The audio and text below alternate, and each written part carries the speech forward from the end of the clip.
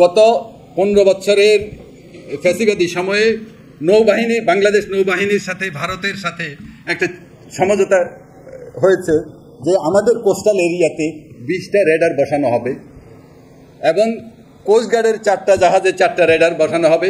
এই রেডারগুলো operation centre data কানেক্টিভিটির মাধ্যমে এর কন্ট্রোল সেন্টার থাকবে ইন ক্যালকাটা। এটা হচ্ছে আমাদের স্বাধীনতা সার্বভৌমত্বের জন্য অত্যন্ত মারাত্মক একটা পদক্ষেপ। আল্লাহর অশেষ রহমত যে তাদের এটাকে ইমপ্লিমেন্ট করার সময় হয় নাই, সেই হেতু এটা এখনও ইমপ্লিমেন্ট হয় নাই। আমি আশা করি যে এখন এই বিষয়ে প্রয়োজনীয় পদক্ষেপ গ্রহণ করে এই ধরনের স্বাধীনতা সার্বভৌমত্ব বিরোধী পদক্ষেপগুলোকে বন্ধ করা হবে। বলতেছি, নৌবাহিনীতে বিপরীত মতের কোনো অফিসার, ইভেন যদি কারো ফ্যামিলিতে কোনো বিপরীত মতের বিএনপি অথবা জামাতের সাথে সম্পৃক্ত কেউ ছিল, তখন বিভিন্ন অজুহাতে তাকে চাকরি থেকে বিতাড়ন করা হয়েছে। আমিও তার মধ্যে একজন।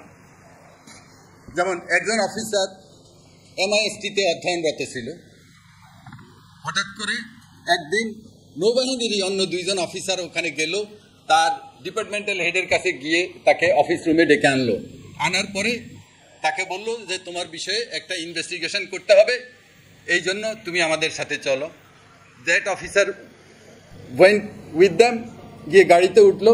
উঠার সাথে সাথে তারকে হ্যান্ডকাপ পরালো, এরপর তার মাথা কালো কাপড়ে ঢেকে ফেললো, এরপর তাকে জমটুপি পরায় ফেললো।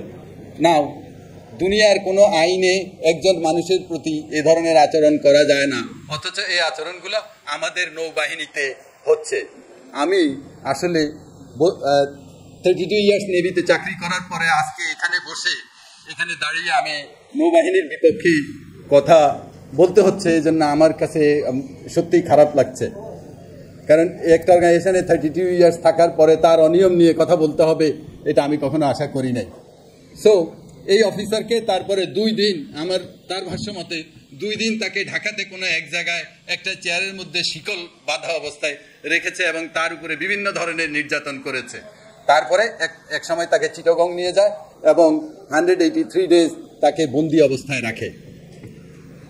এত কিছুর পরে একদিন হঠাৎ করে তাকে একটা চিঠি দেওয়া হয় যে you are dismissed, so he left the navy.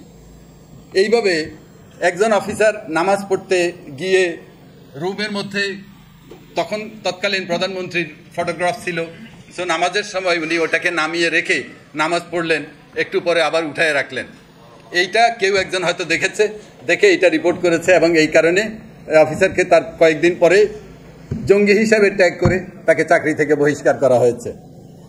এভাবে আমি কি পরিমাণ বলবো, আপনারা ইতিমধ্যে হয়তো পত্রপত্রিকা এবং বিভিন্ন মাধ্যমে জানতে পারেন যে সোহাইল নামক এক জানোয়ার, মানবরূপী জানোয়ার নৌবাহিনীতে চাকরি করত এবং তার অত্যাচারে অনেক নৌবাহিনীর অফিসার এবং নাবিক অত্যাচারিত হয়েছে। সে নর্মাল নিয়ম হচ্ছে, নৌবাহিনীর কোনো জাহাজ যখন বিদেশে যায় তাকে বিভিন্ন ওই পোর্টে থাকা অবস্থায় প্রভিশন ক্রয় এবং অন্যান্য জিনিসের জন্য ডলার প্রদান করা হয় সরকারি কোষাগার থেকে। সো এখানেই উপস্থিত আছে একজন ওই জাহাজের সাপ্লাই অফিসার হিসেবে ছিলেন, তাকে বলা হলো যে $70,000 সে যেন সেভ করে নিয়ে আসে, তাকে হ্যান্ডওভার করে। অফিসার স্বাভাবিক কারণে এতে রাজি হন নাই। আসার পরেই অফিসারের বিরুদ্ধে অন্যায় অভিযোগে 2-3টা তদন্ত করা হলো এবং একসময় তাকে কোর্ট মার্শালের মাধ্যমে তাকে চাকরি থেকে ডিসমিস করা হলো। এভাবে বলতে গেলে অনেক কিছু বলতে হবে। আমি আপাতত এই প্রসঙ্গটা বাদ দিয়ে একটা বিশেষ প্রসঙ্গে সবার দৃষ্টি আকর্ষণ করতে চাচ্ছি। সেটা হচ্ছে যে এই গত 15 বছরের ফ্যাসিবাদী সময়ে বাংলাদেশ নৌবাহিনীর সাথে ভারতের সাথে একটা সমঝোতা হয়েছে যে আমাদের কোস্টাল এরিয়াতে 20টা রেডার বসানো হবে এবং কোস্টগার্ডের 4টা জাহাজে 4টা রেডার বসানো হবে। এই রেডারগুলো অপারেশন সেন্টার ডেটা কানেক্টিভিটির মাধ্যমে এর কন্ট্রোল সেন্টার থাকবে ইন ক্যালকাটা। এটা হচ্ছে আমাদের স্বাধীনতা সার্বভৌমত্বের জন্য অত্যন্ত মারাত্মক একটা পদক্ষেপ।